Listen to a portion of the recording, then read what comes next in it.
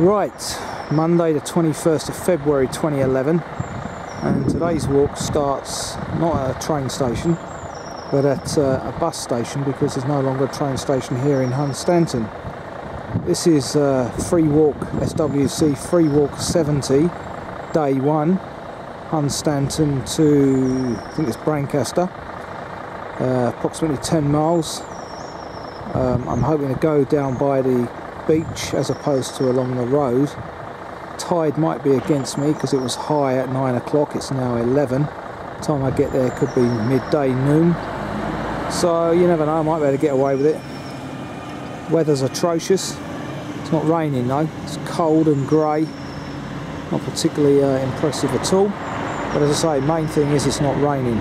So let's press on, see what the walk holds. I've done it before when I did the Norfolk Coast Path, but I'm doing this section in reverse now. Won't be doing the remaining 3 sections today, obviously. I'll have to wait for another day. Town sign.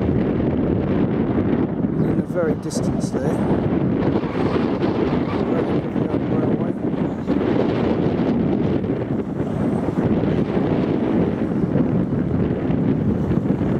And just over there the pier, and a very grey, gloomy sea. There's the famous coloured cliffs.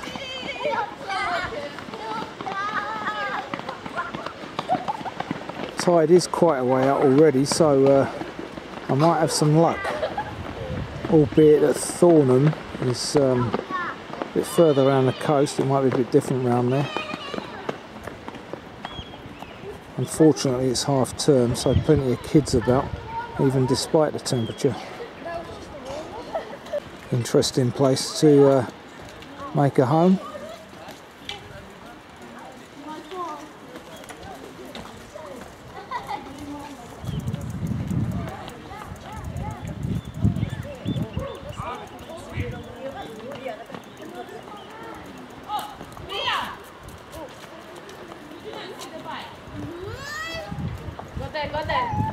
Not sure what these 2 features are, but I'm in old Hunstanton now,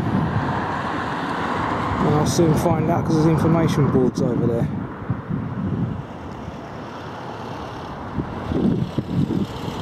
Okay, so this old wall is a remnant of St Edmund's Memorial Chapel, King Edmund of East Anglia, 855 to 870 AD.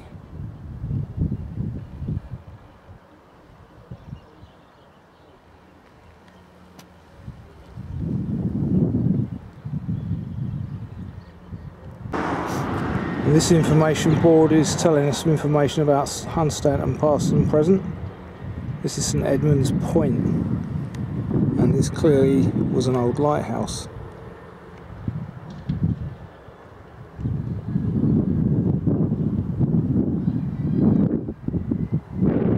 Well, there's something I didn't know. This chapel was apparently built in 1272 in memory of St Edmund, a Saxon who, aged 14, landed on Hunstanton beach to claim his kingdom of East Anglia. He was the patron saint of England until that title was later given to St George after the Crusades. Well, there you go. Interesting fact there about this Coast Guard lookout.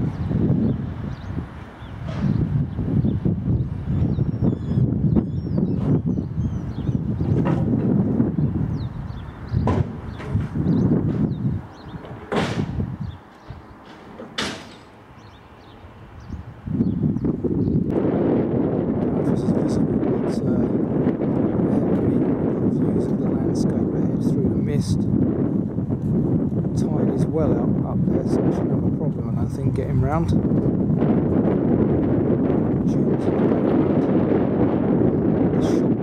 Just past the Coast Guard's lookout.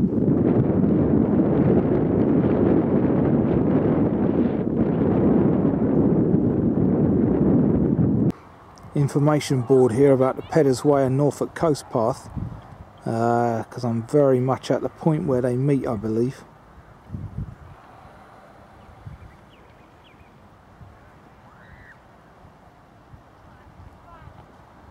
Oyster catcher in the distance there. Sound of, anyway. Old Hunstanton Beach. Classic bucket and spade territory. Even in late February.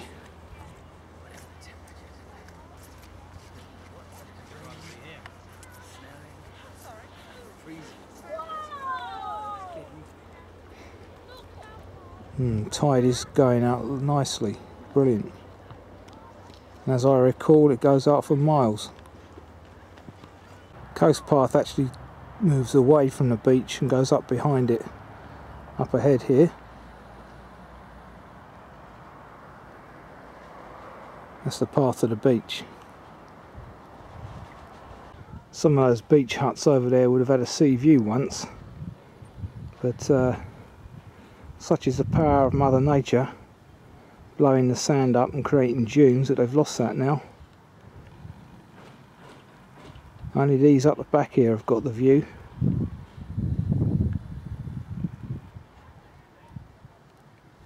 Another week, another golf club. Now entering Old Hunstanton Golf Club, having just passed a footpath marker indicating 1.5 miles to Holme-on-Sea. Okay, now leaving Hunstanton behind me, now walking next to the golf course, or links, and I've come away from the sandy footpath to the more solid, easier going, grassy section. Tough in the sand, as is shingle. Well, no sooner had I said that, and the footpath diverts you up onto a dune anyway, which is again pretty tough sand walking. Not to worry, nice views.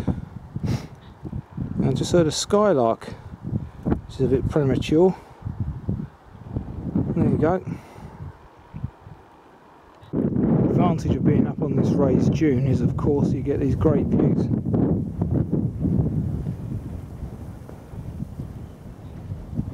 Delightful sand, eh?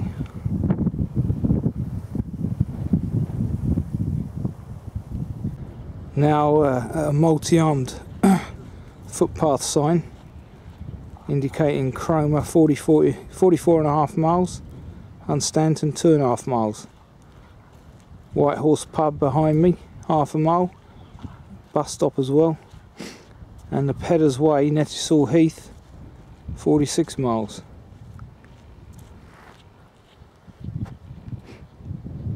Quite busy today, being half term I guess, also because I'm in a retirement zone, so plenty of people knocking about. Good on them as well. So this is it, the onward journey towards Brancaster. The footpath has now become a bit more shaly, so a bit easier to walk underfoot. Information board here telling us that I'm at the very beginning of Holme Dunes National Nature Reserve, which is organised by Norfolk Wildlife Trust, part of the Wildlife Trust.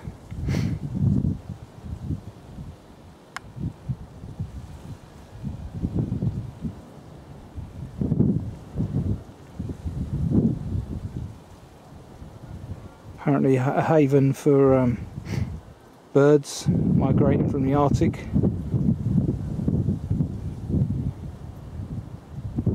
Easy walking on this section, it's along a boardwalk.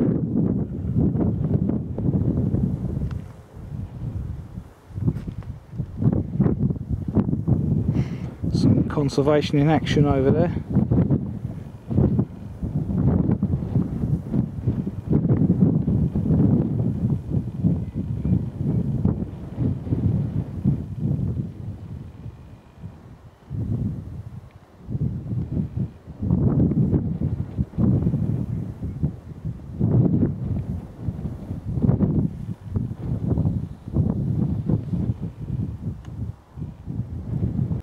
Right, just stood in front of Gore Point, an expanse of shingle sand, home to oyster catcher and knot.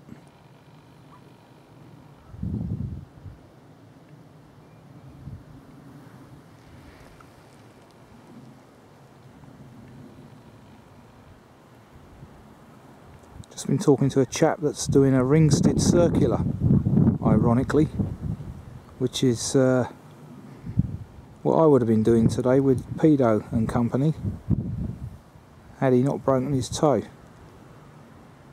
Interesting. I know that the ring-stitch circular from old Hunstanton is 8 miles, so whichever version he's doing is a pretty long one. Must be about a dozen miles, I'd say. There he is, up there in the distance.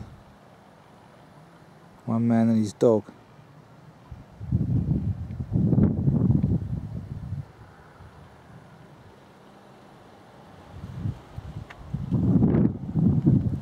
Signs of times gone by.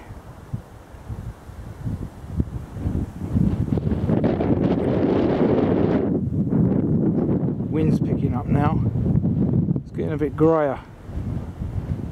So hope the rain keeps off. It's about 2 miles. Now about to enter this pine wood. Scots pine by the looks of it. One of the few trees that can survive on this kind of sandy soil. Binds everything together as well.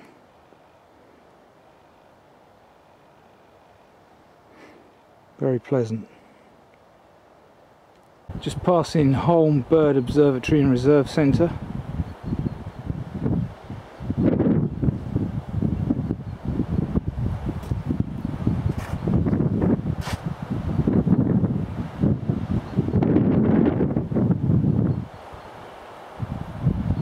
Path now takes us inland towards Thornham, which is over there in the distance. Once again there's a skylark in the background. Don't know if you can hear that.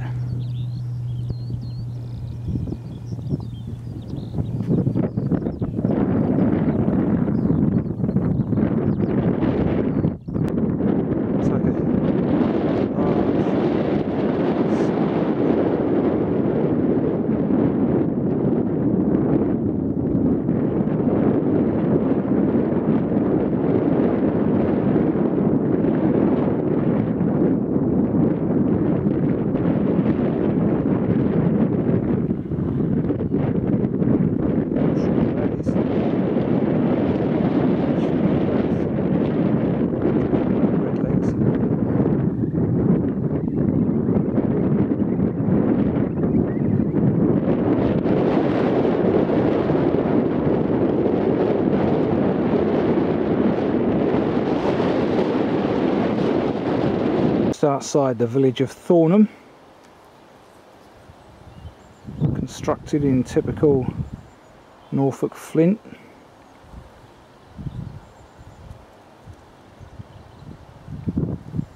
There you are, 1:15.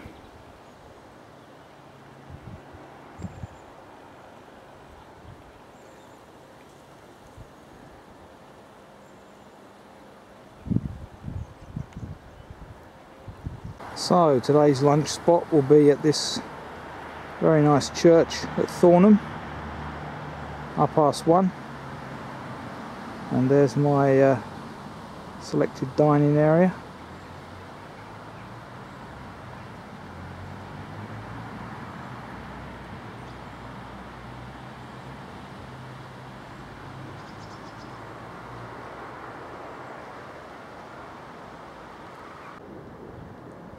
In memory of Frederick E. Rymill, 1905 to 1992.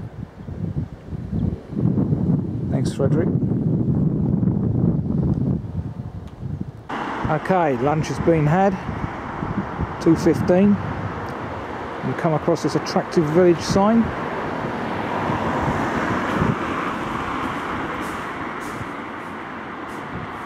Now at Titchwell, RSPB reserve.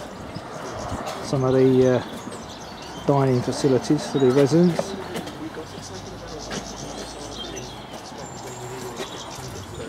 And some for us.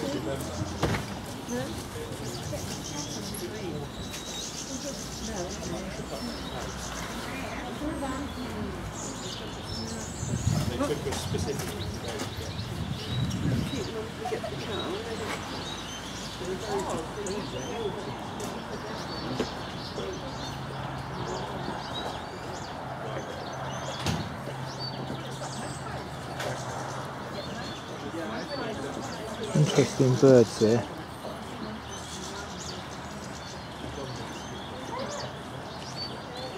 Not chaffinches, I'm sure.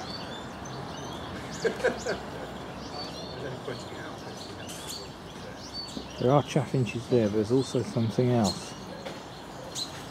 Interesting.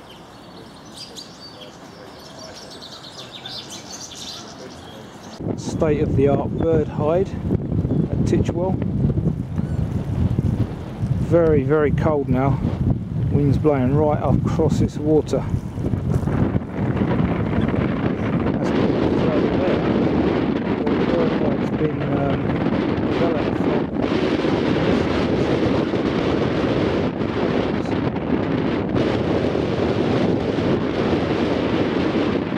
Very busy today, despite the weather.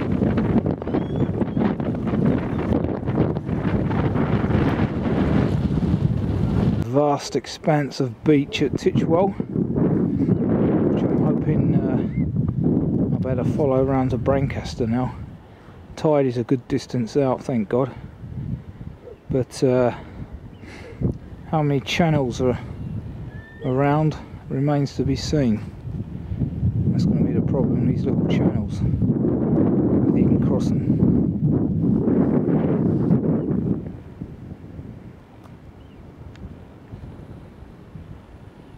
Yeah, I wonder what that is. In the mist.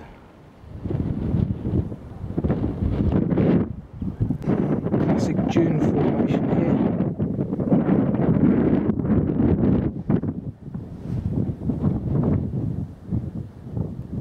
So that building, it transpires, as described in the text, is the clubhouse, where I turn right for Brancaster and hopefully a 4 o'clock bus.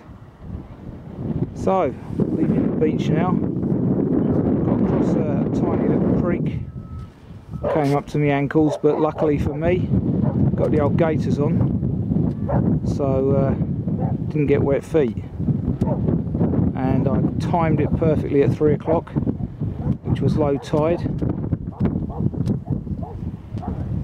Fantastic. But thanks to that lady there in the distance, I was able to follow her across. She obviously is local and knew the low point of the water. Brilliant. So here we are, back in Brancaster, 20 to 4. Perfect timing. Bus is due around 4 o'clock. And lo and behold, just in the distance there is where I would have been staying last night had Pedo not broken his toe. That's his pub there, the Ship. Not quite as fancy as the one down at God, I've forgotten where I was at lunchtime now. Memory's gone. Obviously quite new though. So there's Pedo's Boozer, as mentioned in the Time Out Saturday Walkers Club recommended places to stay. Very nice job he's done on that as well. Interesting feature there. So, final port of call to finish Freewalk 70, day 1. A lovely coastal walk, albeit a bit grey and cold today, but nevertheless good fresh air. A little bit tricky in places with the sand, but otherwise lovely.